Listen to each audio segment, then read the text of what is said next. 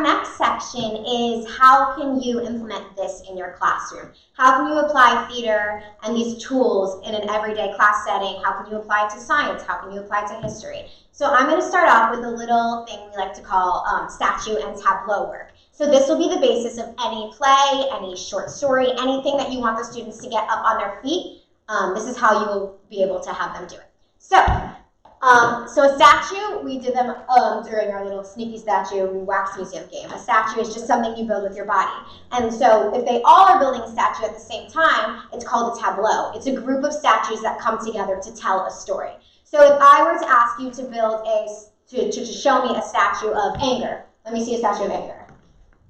Can you make it even bigger? Level 10. And what about sadness? Great.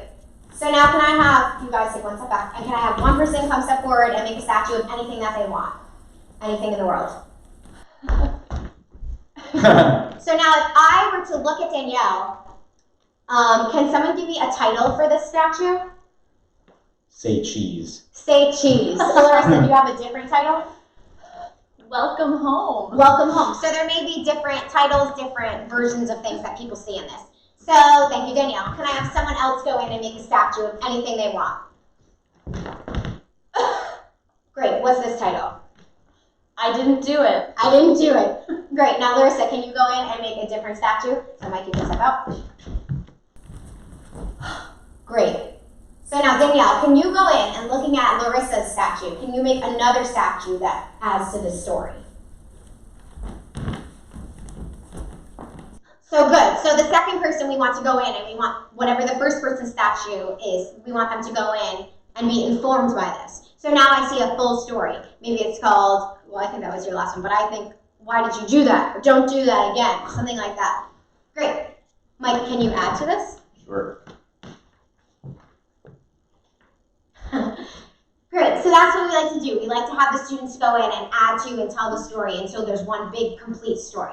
Great, so let's step out. So now I'm going to give you a title of a piece. So if that was, why did you do that or don't do that, let's say that this title for the next one is threatened. Threatened. So can somebody go in and start threatened? Statue.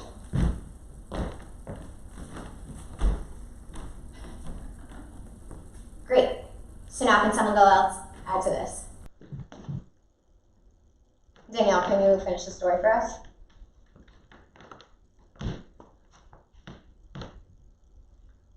So yeah, so now what I would like to do is I'm going to go around and I'm going to tap each person on the shoulder, and I want to know what their character would say in this moment. So we encourage students to listen to the first person. The first person tells the story. So whatever they say goes, and everyone can just add to that. We work as an ensemble. Your improv exercises will help this, them add to it and tell one complete story.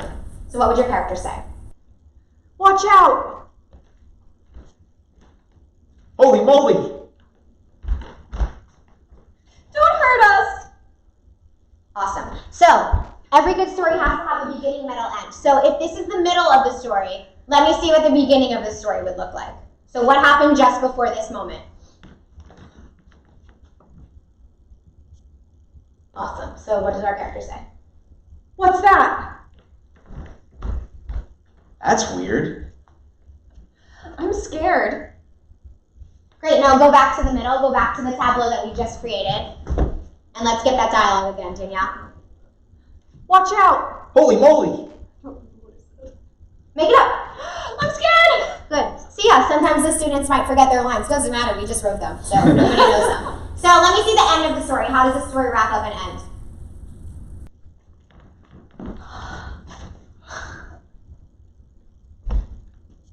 I'm glad we're safe. So am I.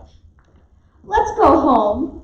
Great. I think that was a great ending. Awesome. So that's how we want to start every section. So now what I'm going to do is, now that we know how to find the beginning, middle, end, and we know how to, I thought that was really cohesive. I thought they did a good job in keeping it one storyline. So that's something to work on. If your students are having trouble keeping it one story, how can they listen and respond appropriately? So we can apply this to any topic that you want. So let's say the students are having trouble understanding economics, innovation, and technology. You can use this tableau and theater and point of view to help them have a better understanding of those things. So we're going to start with an essential question. So the essential question is, how have scientific, medical, and technological developments over the course of history changed the way people live? So there's many different forms of medicine or technology or anything that we can use to answer that question. It just depends what you want to focus on and what's in your curriculum. So for example, I would like to focus on on the iron lung. So Danielle, could you read a little bit about the iron lung for us? Tell us, give the students the knowledge about what it is so that we can move forward with our story. So what we might learn from a textbook or from our teacher in the classroom is that the iron lung was an invention created in 1927 by Philip Drinker and Louis Agassiz to help people infected with polio. Physicians treated people in the acute early stage of polio who saw that many patients were unable to breathe when the virus's action paralyzed muscle groups in the chest. Death was frequent at this stage, but those who survived usually recovered much or almost all of their former strength. Nothing worked well in keeping people breathing until 1927, when Philip Drinker and Louis Agassiz Shaw at Harvard University devised a version of a tank respirator that could maintain respiration artificially until a person could breathe again independently, usually after 1 or 2 weeks. The machine was powered by an electric motor with 2 vacuum cleaners. The pump changed the pressure inside a rectangular, airtight metal box, pulling air in and out of the lungs. This invention saved countless lives. So now that we have something that we want to focus on, or something that our curriculum gave us, you can pick anything really, something that the students aren't so interested in, or something that they're having trouble understanding, whatever you think will help. So that's why we picked iron lung. So now that we have that, we want to find some pieces of source material that will help us do exactly what we just did with the Tableau. So like I had threatened, now we can use this source material in place of threatened to create those tableaus. And it's important to recall that every story has a beginning, middle, end, and a climax or a turning point. So those are the 3 or 4 tableaus that we're going to make using our source material. So I found some important quotes about people who are still living in an iron lung today. So a woman who has been living in an iron lung for 60 years, she spends half of every day inside of it. So here's some quotes from her that I found that I thought were inspiring. And it's important that whatever source material you pick, whether it be your textbook or a book that the students have to read or a poem, it inspires you and inspires them. You want to do something that you find interesting. So Mike, can you read some of these quotes for us? Sure. My story has been one of joy, one of wonderful experiences, she said. It has not been perfect, but that's what people need to understand, that I have a good life. Martha Mason, a woman who has lived in an iron lung for 60 years. While she remains confined in bright yellow apparatus, Mason enjoys a steady stream of friends and other visitors at her home. She is a member of the Supper Club, and with the help of the voice-activated computer, she has also written her autobiography titled Breath, Life in the Rhythm of an Iron Lung. The thing I think is so interesting about Martha's life is that she chooses to live in an iron lung because she can be independent that way, she said, adding that the lung needs no monitoring by a medical professional, and it allows Mason to remain in her own home, surrounded by the people and things of her choosing. And one of the few surviving peoples left who live their lives encased in an iron tank, she said she intends to continue as she always has, making the most out of what life has offered her. Get as much joy from life for yourself and others that you can squeeze out of it, she said. Awesome. So now that we have some quotes that I find those pretty moving, that she has lived all her life in this new piece of technology. Back then it was new, but yet she still finds the joy in life. And I think I think it's important to find the humanity in any story that we want to tell, because that's the most interesting part of any story that you can tell, really, is finding humanity and finding the points of view. And once the children understand these people's points of view and their humanity, I find that they remember facts and things that they're not supposed to, things that they need to know generally. I find that they remember those better. So now that we have the ending, I think that would be our ending of our story. I think it's kind of important to focus on the conflict. So what led up to this discovery of technology? So because our question, let me refer back to our question, is how has technology changed the way people live? I think that that's our answer. So I think it's important to focus back on what happened beforehand.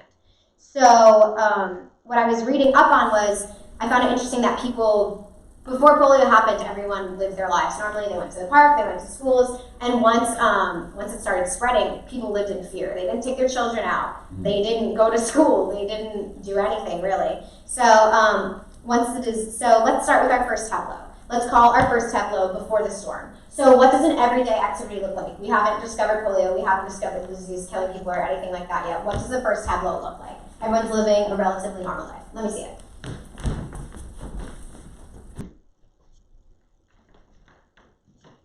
Hey there! Funny seeing you here. How have you been? Great. So can we be a little bit more specific? So like, Sure. where are we? Okay. What are we doing? Yeah, but I like the tableau. Let's just make it a little bit more stronger so that our audience knows exactly what's going on. Okay. Let's go to the park. Can we play baseball? It's such a beautiful day. Great. Yeah. I think that already deepened it. We know where we are. We know what our characters want. So I read up on once the disease started spreading, people try to take the necessary precautions. So that would be the middle of our story. So we have living our regular lives, and then something changes and something happens. So Larissa, can you read this part for me? In an attempt to control the disease, bewildered health officials reinstituted the usual rules of sanitation, which they would later learn had worsened the threat of polio. They advised against open drains and unscreened windows. Parents were instructed to keep their children well-bathed, well-rested, well-fed, and away from crowds. Bathing suits were locked away in closets, and nobody went to the public pools. When polio struck, movie theaters were shut, camps and schools were closed, drinking fountains were abandoned, draft inductions suspended, and non-essential meetings were canceled until the epidemic appeared to be over for the time being. What would this tableau look like? So I think that it's important to make that two tableaus. So we have our normal everyday thing that was the beginning of our story. So let's make this next one too. So let's talk a little bit about the subject. So like maybe polio hasn't quite happened to any of you yet, but like maybe you've heard about it. So let's go back to our first tableau and hear what those words were. Let's go to the park. Can we play baseball? It's such a beautiful day. And then let's say perhaps, I don't know, what changed? What happens next? How do we know? How do we start to know about polio? Did you hear about Billy? Who wants to answer that? Yeah. Could you be a little more specific? What Yeah. happened Yeah. to him? Yeah. You can. Tell us what happened to him. We're going to his funeral on Friday. So that's spread quickly. I think that's important, but I think is there a better way that we can connect it to the first tableau? Do you guys have any ideas? I don't know. Yeah. You can Okay. Sure. you can speak that too. Like what? You can tell me what your idea is. Oh, okay. To like talk about how they heard that he got polio. Yeah. That's a good idea. Yeah. Okay, so let's go back to the first one and see how that looks. So go back. Just say it. You don't need to. Let's go to the park. Can we play baseball? Such a beautiful day. And then what? I think the park is dangerous. Yeah. I heard Billy. He was playing baseball and he just collapsed. I don't think we should spend time outside anymore. Yeah. I don't even want to play baseball anymore.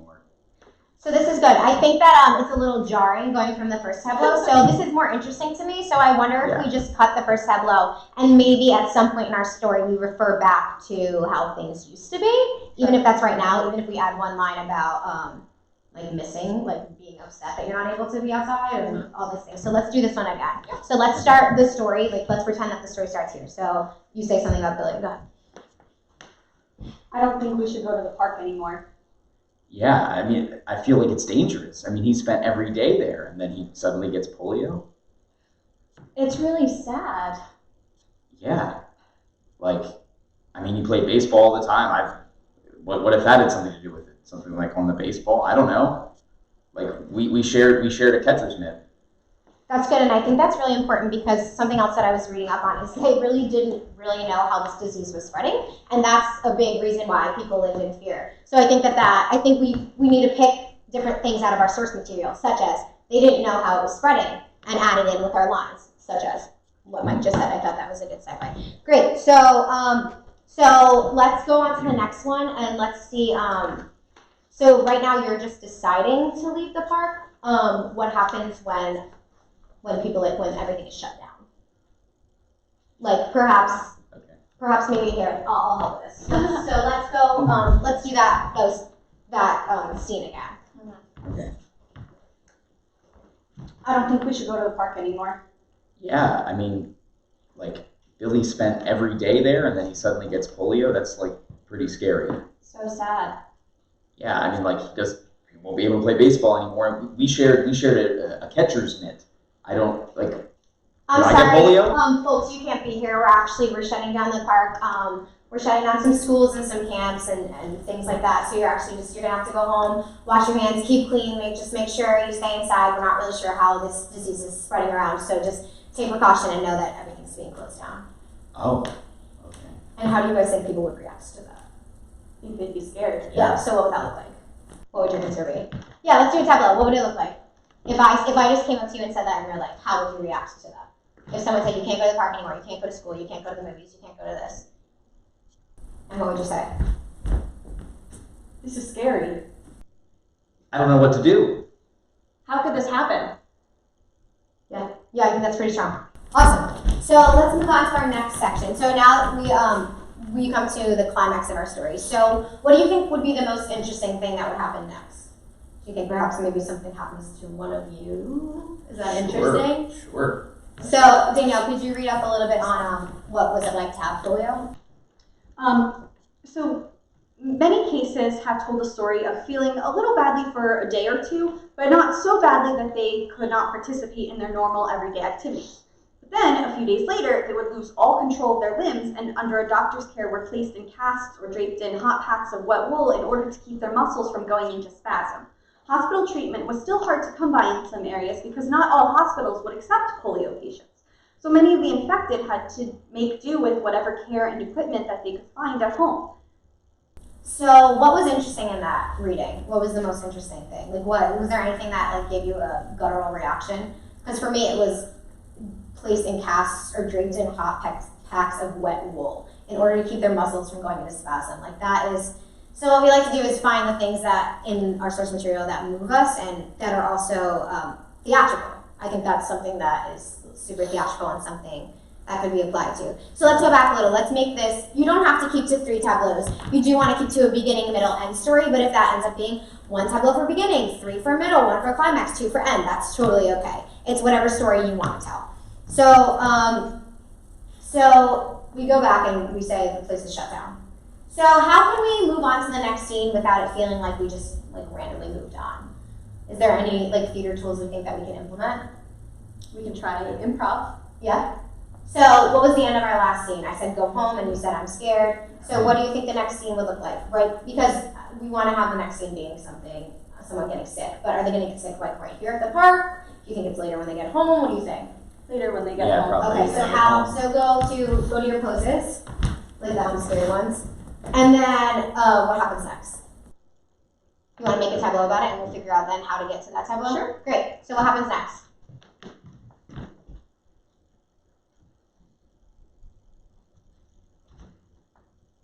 You feel warm. I feel weird. We need to go to the hospital. What do you think about that? I'm scared. Okay, so how do we get from, that was good, how do we get from the park to home? What about, maybe a line of narration?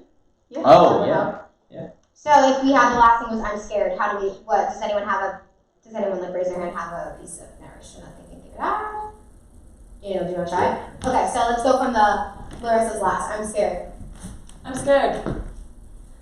After going home for a few days, the friends started to not feel so well. Perfect, excellent, great. So then we have this tableau. So then let's refer back to this. So they didn't feel so bad, then they went to the hospital. They would lose all control of their limbs and under a doctor's care were placed in casts or draped in hot packs of wet wool in order to keep their muscles from going into spasm. So what does that look like?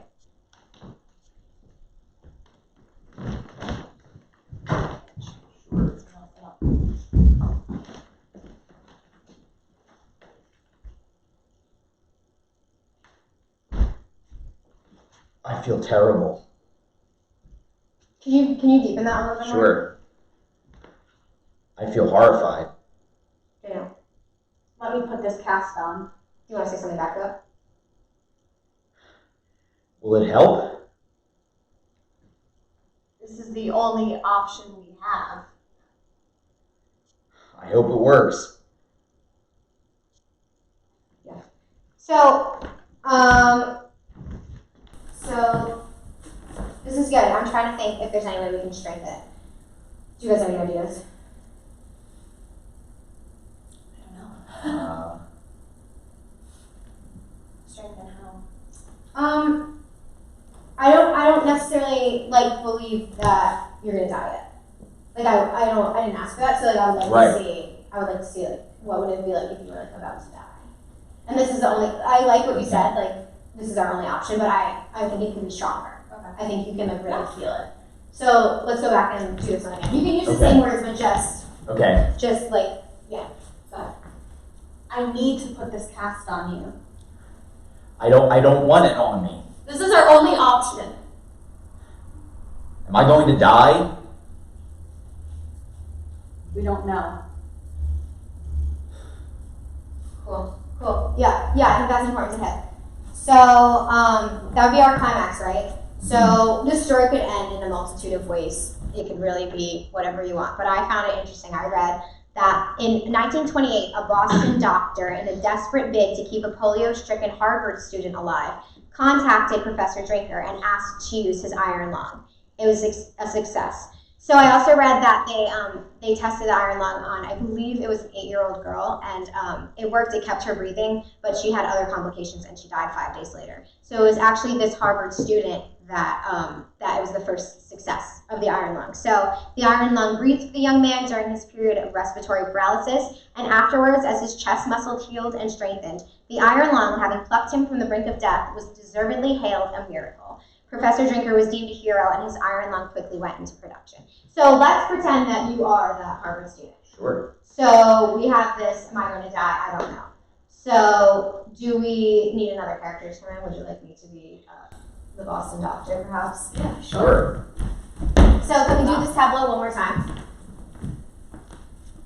And you can say your lines. We need to put this cast on you. Am I going to die? This is our only option. Danielle, did you answer that one? We don't know. So there's a new invention your professor called, he wants to keep you alive. Are you willing to try it? We're not sure if it's Sure. going to keep you alive. I'll try anything, yeah. Okay, so we'll have him set you up in it and we'll try it out. Okay. So then how would we get to the next tableau? We can put more narration to it if we want, or we can just go right to it. What do you think? Sure. Right to it. Yeah. Right to it. Great. Do. So what would it look like? So now would be a good time to show the students pictures of it, perhaps pictures of the iron lung or pictures of whatever. You can always use pictures as source material. I think it's a great form of helping them really be able to visualize it. So do you guys know what it looks like? No. It was a big tank. So Yeah. the people would lay down, and the only thing that was sticking out was their head. And sometimes there were mirrors on top so they could see other things around them. But that's what it looks like. So could we create that? You can use the floor. You can feel free, but first, so you can see us on camera, we'll keep this up. Yeah, great. So what I think is important, is to refer back to what I just read. So the iron lung breathed for the young man during his period of respiratory paralysis. So I read that sometimes the lung would be breathing for them, but it felt like your heart was not beating. It felt like you weren't breathing. Oh, wow. Even though, and I also read that sometimes you couldn't speak during this portion when it was starting to breathe for you. So the only thing that people do was click their teeth. So sometimes these nurses would walk into a room full of people just clicking their teeth, which is I think that's very interesting and very theatrical. So what do we know? Is this the first time? I said this is the first time that the iron lung succeeds. Yes. So how do we feel? Do we know it's going to work? Do we have any idea what's going to happen? No. Right. So let's see the tableau about that. What would it be? Does someone want to volunteer to be? Do you want me to be the one using the machine? Test. Okay. Sure. So you guys are not sure if it's going to work. Great.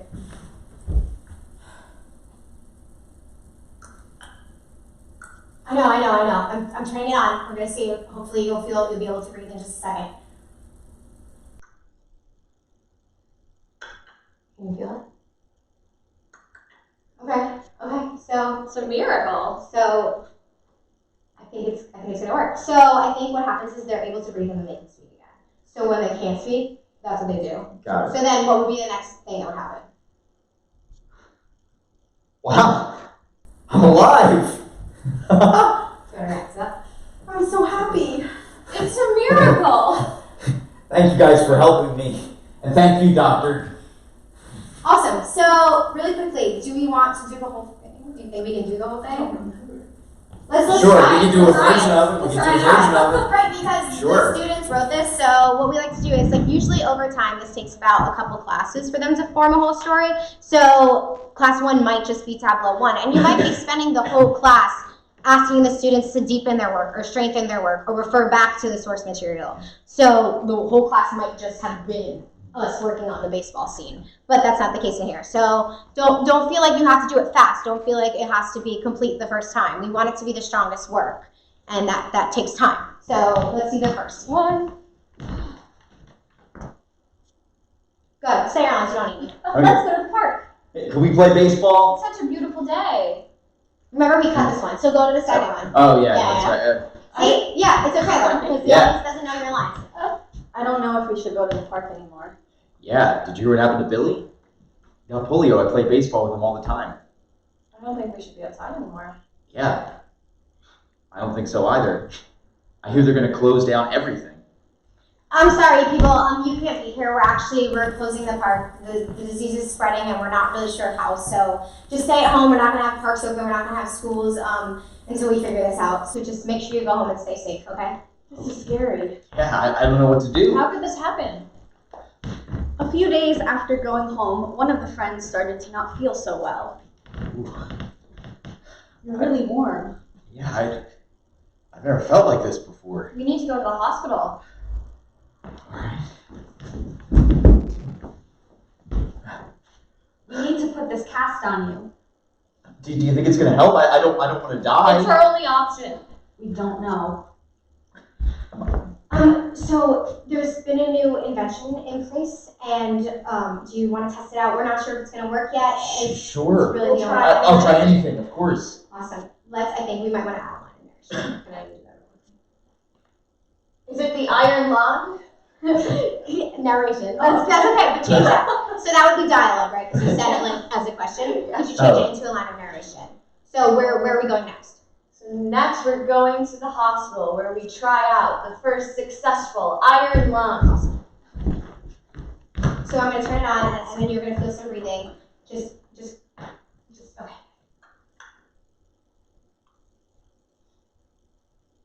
Wow. I'm alive. I can breathe. I can talk again. It's a miracle! Wow. I'm so happy. Thanks, God. Thank you, doctor. Thank you for saving my life. Awesome. So I think to end this really quickly, let's think back to our question and to what we read at first, that this woman has been living in her lung for like 6 years. So she said, my story's been one of joy, one of wonderful experiences. So I think maybe, do we need to add that to our story? Do we like how it ends? What do you think? Yeah. I like Do we it. think that makes it more complicated if we then add? I think we end on a happy note. Yeah. Great. Sure. So now that we've created our beginning and our middle and tableau, I think it's important to always refer back to the essential question. So how have scientific, medical, and technological developments over the course of history changed the way people live? Do we feel more ready to answer that question? Yes, I think by playing the characters, we kind of got a feel for what it was like to not know what was happening, not know what to do, which made us happy when he was able to use the iron lung in the end in order to talk again and breathe again. And live. So what was the technological development that helped change his life? The iron lung helped keep people with polio alive. So that yeah. Yeah. Great. Not only that, but I think it's important to note that these students will now be able to answer this in a more deep and thought-provoking way. Instead of just saying it changed their lives, we can now say people didn't live in fear anymore, or we can now say, like, you have felt what it was like to possibly die and then be saved by this. Yeah. I think it's now you can answer that in a more heartfelt Yeah, I didn't know anything about, I knew very little about polio actually and how that, how it spread and all that stuff. And now I will remember Right, and I think that's what it's important. like. So, because they've now understood the fear of polio, the way people live, the desperation of not wanting your child to die, because they have gotten on their feet and performed those things, I think it's more ingrained in their brain. They'll be more ready to remember these specific facts. Right. So, using theater and Tableau and source material and creating these stories, the children are doing it physically, mentally, and emotionally. And I think it's exciting. It's more exciting to learn about it this way than just reading about it or having facts thrown at you. And like I said, connecting it to their bodies will help them remember the facts.